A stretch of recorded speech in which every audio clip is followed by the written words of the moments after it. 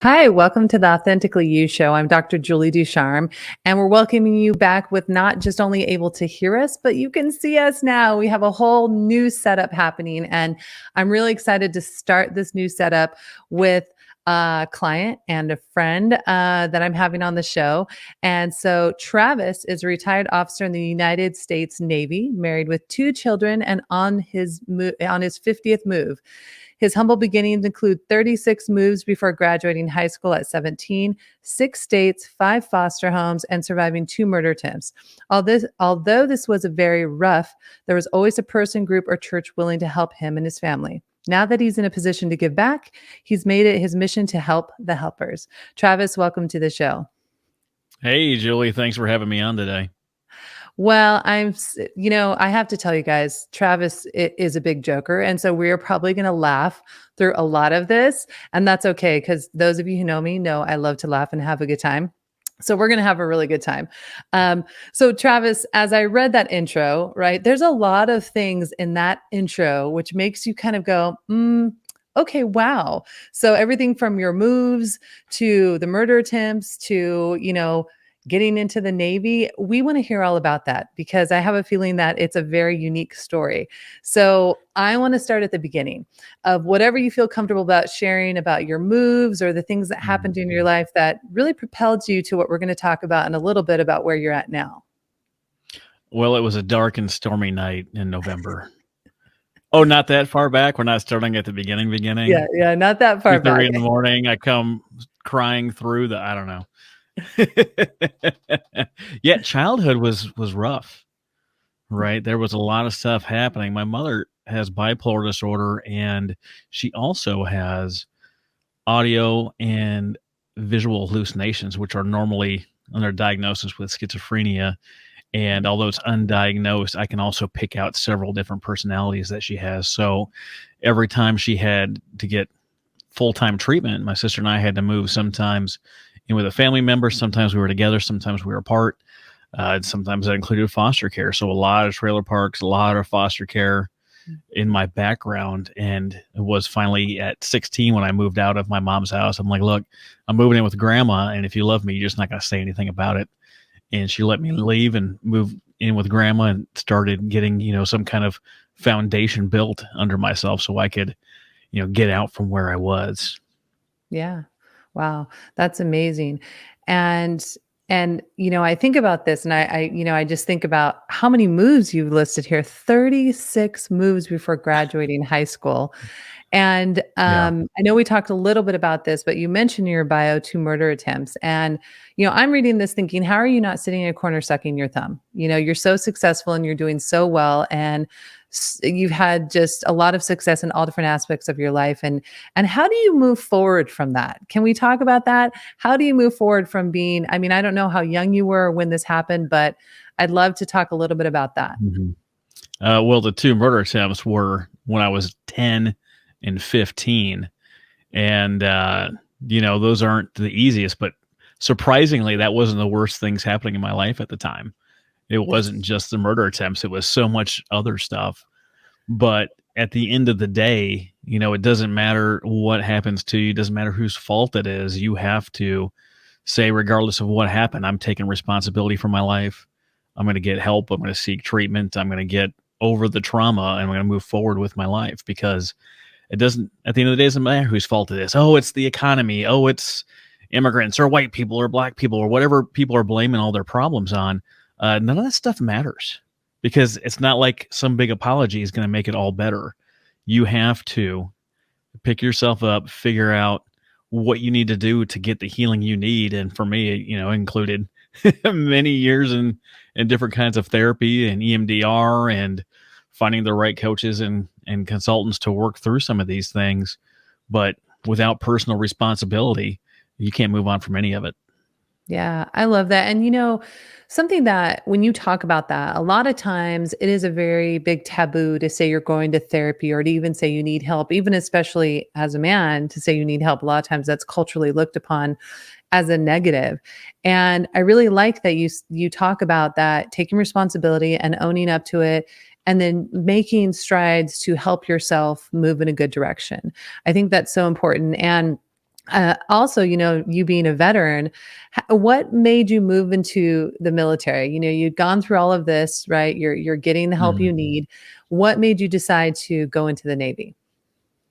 Well, it was a lot of things, right? I had graduated high school at 17. I was working 3 jobs 5 days a week, trying to just make ends meet. And once I moved out of my mom's house, my dad came back into the picture, and he's like, get rid of those 3 crappy jobs and get one good job. And he had a job lined up for me.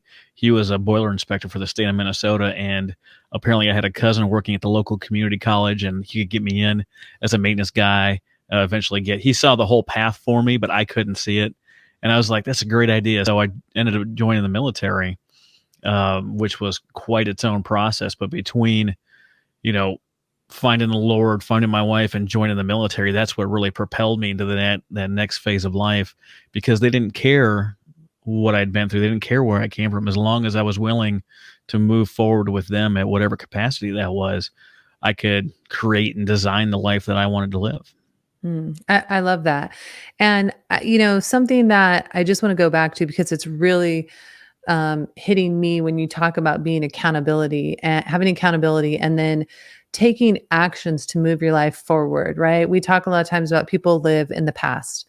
And oftentimes I'm told I don't have enough emotional intelligence because usually I say things like, hey, that happened. It's not going to go away. It's there, but it's time to move Mhm. forward because you got to keep moving forward. You can't just stay in the past and stay in the trauma. And I really like to see that because your life really reflects that, right? There are so many reasons why you could not be here, right? And you have a lot of really good excuses, valid ones that people would probably say, yeah, yeah, I absolutely agree. But for you to have that outlook, especially Mhm. when you didn't have mentoring or people bringing that to you, I think is really amazing. And something else in your bio, it talked about that there was always someone there, a group or a church or someone willing to help. Who were some of those groups that helped you move in those directions? You talked about meeting your wife and finding the Lord and moving into the military and just even getting you through that childhood. What were some of those groups that helped with that? Well, for me, it was choir. I like to sing a lot. We actually did a cappella before. A cappella was cool. We got to compete in Denver and Disney World and a few other places. But locally, there was a couple of different friends I was able to maintain, even though it was the 80s and 90s. And every time you moved, if you didn't have their address or phone number on file written down somewhere, it wasn't saved in a phone. You stay in touch with people. And we had Big Brothers, Big Sisters helped us out. A community youth program. We got involved with a church that was not too far from the house. And those people that came into our lives and through church and a few other avenues that really were with us regardless of what was happening in our lives. If we didn't have people like that, I don't know where I would be. Someone to believe in me. All the foster homes I was in were fantastic. All the parents that I've had, all the extra parents I've had, the adopted parents, the foster parents, the other parents, the friends' parents, fortunately, all of them treated me very well, which went a long way towards me staying sane and having a chance. There was, I had straight A's through like sixth or seventh grade, and then just finally started to really, really wear on me. And so I finished out high school with a really crummy GPA, like 2.1 or 2.2 or something like that. And, I was able to test well to get into the military. So I had that going for me. Yeah. I love hearing that because, as you know, I have a nonprofit and I feel like our nonprofits and our churches and all the Mm, groups out there that do things for just like what you had, yeah. it would probably be very cool for some of those people to see where you're at today and to see what you've done and see how they planted those seeds for you. So I want to skip ahead now. You've recently retired from the military. And thank you so much for your service and congratulations. And I think you retired and then I think did your daughter get married? Like, and then you had like 5 big things happen and like all right when you were retired, Yeah. right? Yeah. So Like I remember. the week of my retirement was like tumultuous to say the least. My wife had just had brain surgery. She's fine. She's back at work. Everything's going well. But that week I, had my last day in the Navy, first day of retirement. Her grandmother turned 91. The next day her grandmother died. The next day the course that I built with you for podcasters got approved in Forbes Business School and Belhaven University. And then the next day was my daughter's wedding that she had asked to do 10 days before that. And then that evening was my retirement party. So we had 200 people at the house that day. Plus, my wife was recovering from major surgery Oh my and god. everything else that was happening all at the same time. That was a rough week.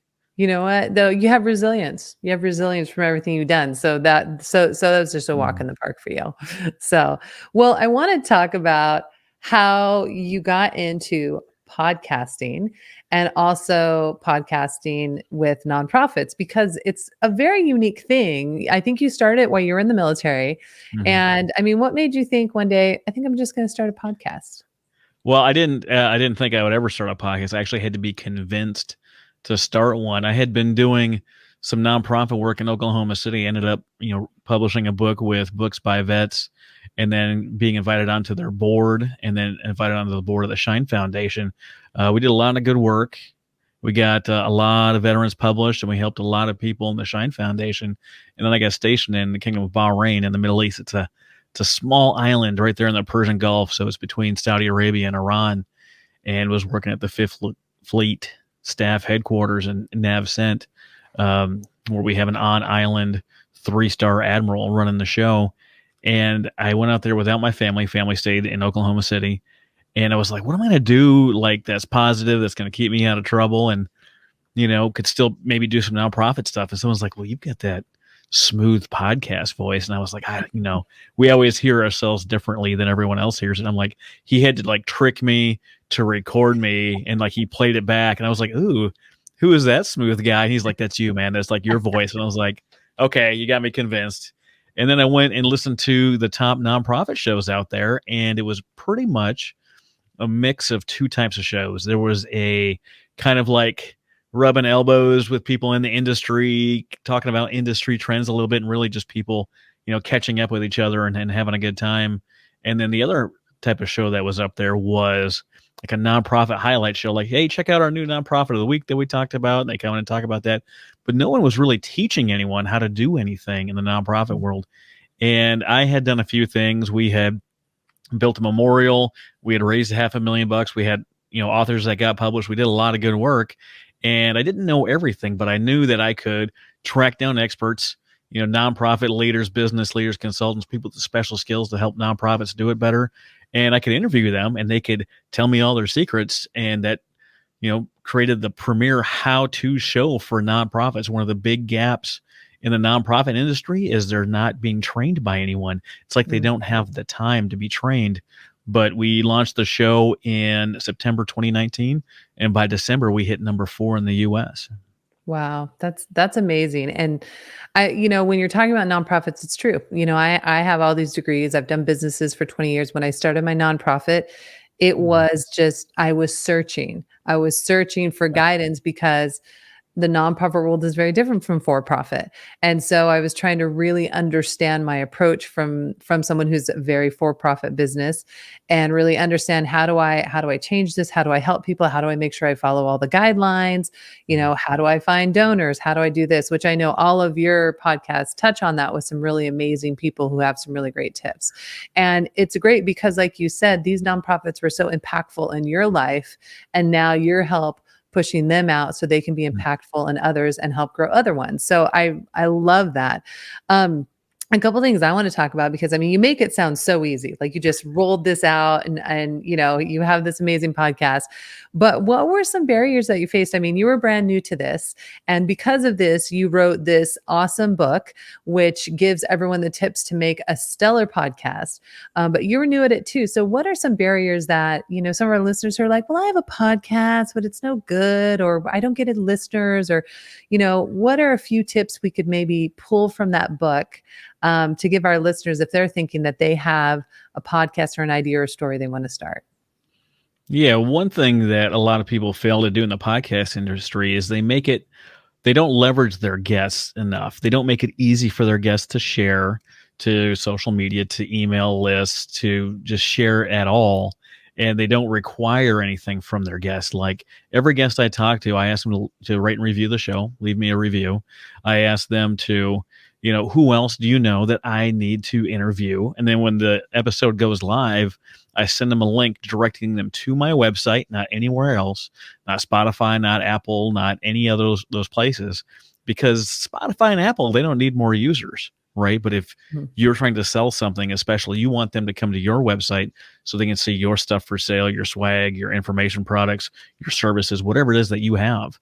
And they can't do that if you're not directing them to your website. Mhm. The biggest thing that we probably did for ourselves is every time we release a new episode, we release the audio, the video on YouTube, and then we get the full transcript. So if you go to my website, notprofitarchitect.org/blog, every episode is in there.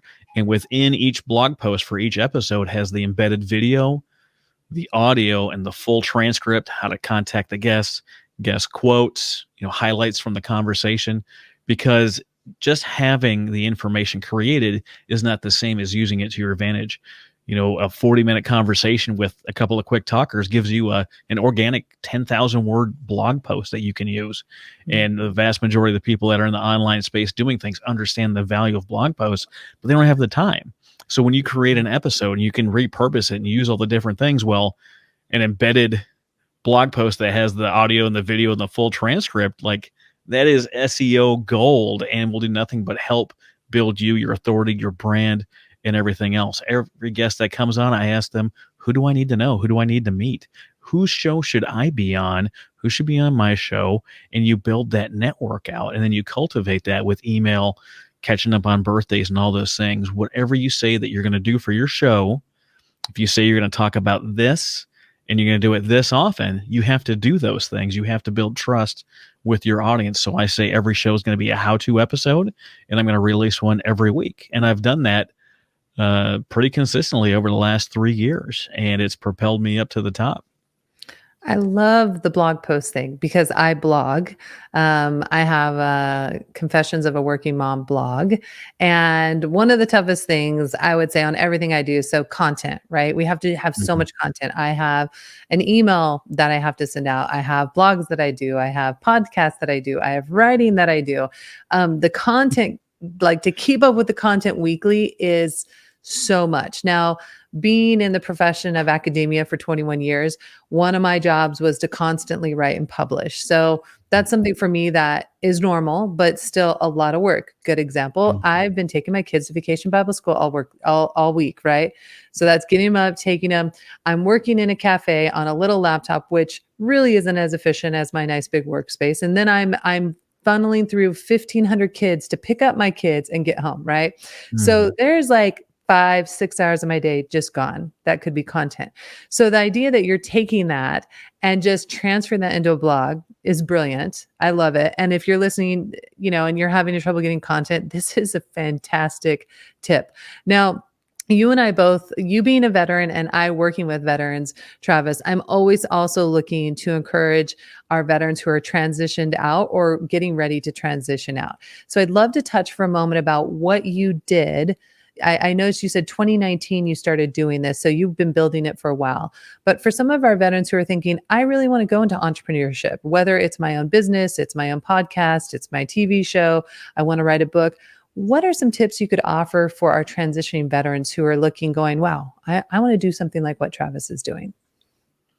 You have to start connecting with people, right? You have to build your network. And I know to a lot of people in the military, network is like a dirty word.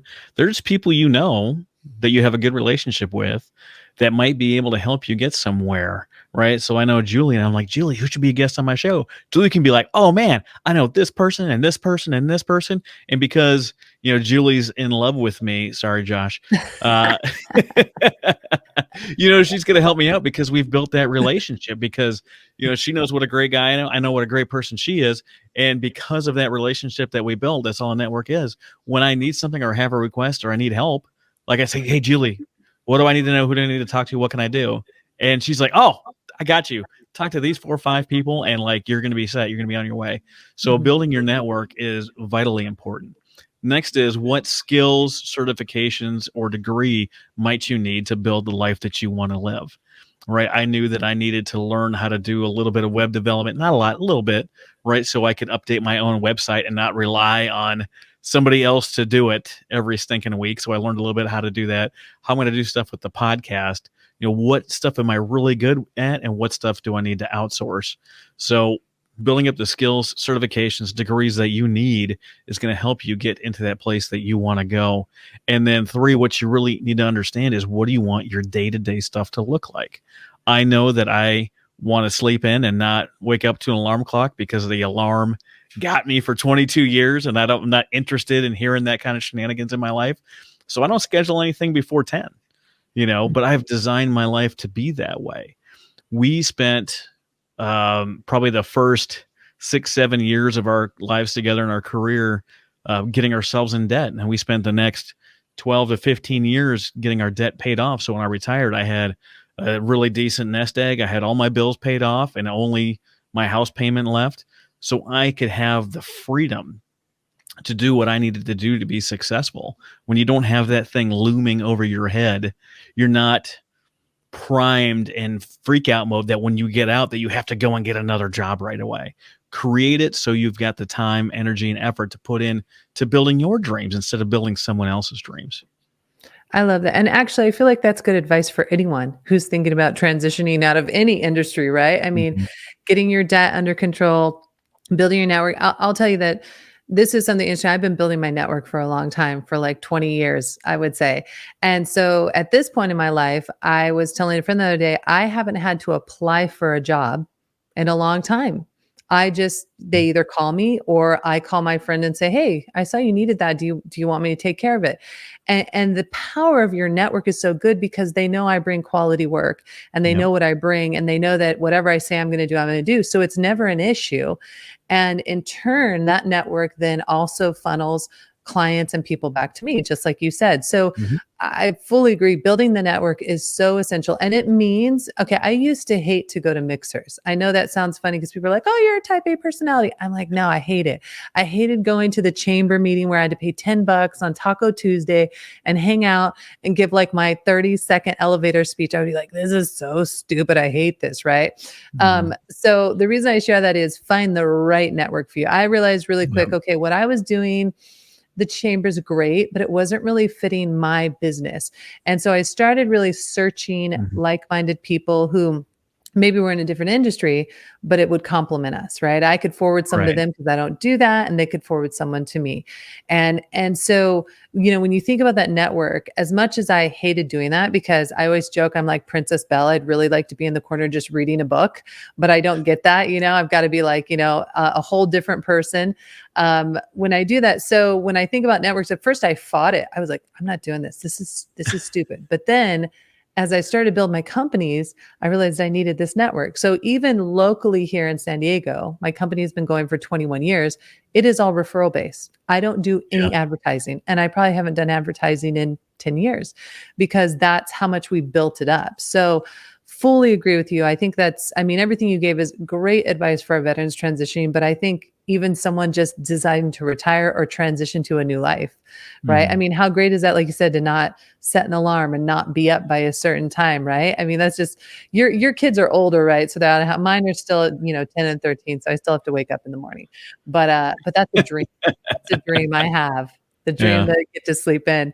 Well, as we're getting close to the end of the podcast, I want to make sure we talk about your books, your course, and everything that's going on. So, just so you guys know, one of the things I do is, I help people take their ideas, their books, what they do, and help create them into a course that can be put at a university or many other places, which is what we did with Travis's content. So, I've actually read his book multiple times as we set up this course, and I myself are following his tips and everything that he says you should do for making your podcast a stellar podcast. So, Travis, let's talk about, you said you had two other books, which I don't know how I didn't know about those, but I'm still learning. So let's talk about those books, your podcast book, your class. If someone's thinking, hey, I want to try and I want to try and do a podcast. What's in this class, Travis, that would help them get there? Yeah. So one of the things that I did really well is I didn't have a group of people around me that just let me get away with things. When you're going through your journey of learning how to do something, you end up buying like little ebooks and you download stuff and you reading all these articles, and I downloaded one of these guides that really just torqued me off. They were a big podcaster, they were a military guy. I got it and I downloaded it. It was like 6 pages of bullet points, and I was so frustrated that I had spent money on something that didn't really tell me anything. And I was around my group of friends, and they're like, "Well, if you're trying to be Mr. Entrepreneur, like, why don't you write a better one?" I was like, "Fine, I will." And I set out the next 5 weeks, and took what I was doing, took what other industry experts were doing, did a ton of research, and I put together the Ultimate and Complete Podcast Guide. I put this on the street, and it's got everything in there. It's like, why should you do it? How do you use it to build your authority? How do you get a podcast host, get it syndicated? I'm on like 68 different channels and platforms. How do you market your show? How do you really get the word out about what this is without spending like real dollars, real money doing this thing? How do you find great guests? How do you be a great guest? How do you monetize your guest appearances? And then how do you monetize the whole shebang? How do you create the swag or create the information products that you can sell and have it automatically delivered to other people? How can you contact celebrities to get them on your show? Like, I interviewed Stephen King earlier this year. It was a great time. There's all these different ways to do things, and they're all in the guide. It includes all the templates. Click the Google form so you can edit it on your own. You have to recreate the whole thing, and it's got a checklist. I mean, it's just absolutely jam-packed from front to back with all the things that you need to do. And this thing sold like wildfire. In fact, I was a guest on someone's show before I started my show, and they reached out to me. I was posting things like my download numbers and this and that. And he's like, "Dude, what are you doing? Like, how are you doing this?" And I'm like, "What are you talking about, man? You've had a show for like 2.5, 3 years." He's like, "You've already tripled my downloads. I don't know what it is that you're doing. Can you show me?" So we took his podcast, we dissected it down. He bought the guide. We walked through the guide together. He relaunched and rebranded. This was February last year. He had like 6,000 downloads total. This year, right now, he's over 330,000 downloads just a Wow. little over a year later. Wow. That's This amazing. this stuff works. So, and here's the cool thing for those of you who are listening is that not only is this a class you can take, which for something like this, especially, so I'm very lucky that my husband is very much into this space. So when we started this, I got to cheat. I show up here and he does everything else. But a lot of you guys don't have that, right? Luxury. So you have to do just what Travis did. So the great thing about this course is it literally takes you step by step through everything. You don't have to do all this research. The links are in there. Like you said, the documents are in there. I mean, it makes it so easy. And I was blessed to be able to go through it and help him create that. So then I just memorized everything, Travis, that you said. And I was like, okay, husband, here. But it's the great thing is we've also made it a university course. So you can take it and get college credit. And guess what? This will apply in a business degree, a communications degree, anything to do with media. So how cool is it that you can not only learn to, get this amazing podcast and all the tips and jump ahead of everyone else, but at the same time, you can get some college credit for it, which I love. And I think about, Travis, we have these like 10-year-olds who have like, YouTube channels with millions of people making millions of dollars, right? It kills me. My kids Mhm. watch, these like 40-year-old guys playing pranks all day. And I'm just like, this is killing me. And how is it that these people have like 36 million followers? Mhm. So when I think about this and our generation, I feel like we're catching up a little bit, right? Because, that we've got these 10-year-olds who have like their own toy show on YouTube and they're making $1 million a year. So the thought of monetizing this, taking it to the next level, having 300,000 downloads, that's pretty overwhelming, but you have story after story of people you've helped, which I love. So, as they say, the proof is in the pudding. Is that like too old of a saying? Am I saying something way too old? I'm getting behind the scene. The producer over here is like, yeah, it's way too old. Proof is in the pudding. I just It, dated myself. Look, there's nothing wrong with that. There's so many things out there right now, and there's so many internet experts and gurus, and they can sell you all these courses. A lot of them are just really great marketers and really, really good at getting you to click. I don't ever want to create anything where that leaves a bad taste in your mouth. The guy that I bought that got me all frustrated, like I don't ever want to put a product out like that. And I know people do it and they step them up and then they get coaching and they always leave something out to get them wanting more. I don't want to do that. I want to put out something that's going to help you from day one, step by step, walk you through it, help you to decide the thing that you need to do to be successful. What equipment do you need? This, you're looking at the video, it's fancy equipment. After I did all this, I found something. I found a microphone for like $70 that is a USB you plug in. I'm like, that's what I'm pushing now. I'm not pushing the big, heavy, expensive equipment. If you get a decent camera, a ring light, and a not too expensive microphone, you can start doing this. There's free ways to download and get it started, but here's the deal. You've got to get started. Doesn't matter what anyone says. It doesn't matter what anyone's like, oh, you can't do this and the other. You have to start. It's up to you to take this and move it forward because ain't no one coming to save you. You've got to be the person that does it. And we put the guide together and we put the course together to help step you through it step by step to make it easy that anyone can do it. That's awesome. Well, we have been putting on the screen all the places that you can go to find the classes and the books. But if you missed that, we'll have it all over the place. We'll have links to Travis's website, only your website, because I did hear that you said only your website. So we'll link to the website, all his podcasts, and I hope you will jump on and check out the class, check out the book, also check out the podcast. I think I'm going to be on your podcast pretty soon too, right? Or you've Yeah, got we're how many? launching that new one. We're launching the Titan Evolution podcast. We bring on Titans like yourself. Tell us what makes you a Titan, and then all the stories it took to get you there. Because you can look at all anyone's professional facing stuff through social media, and you're like, "Wow, this person is amazing." And we put them on these pedestals, and they're like, "Oh, I could never do that." And then you start hearing the real stories of how they get there and what they had to go through, and then they leave us with tips on how other people can become Titans in their own life, in their own world. Yeah. Yeah, absolutely. So that's going to be another awesome one.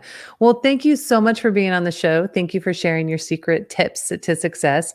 And I hope you guys will all go check out everything that Travis has. I've checked it out. And like I said, I myself am taking tips from him, especially as we've relaunched this whole new podcast. So just to close it out, just remember live, love, laugh, and always be your authentic self.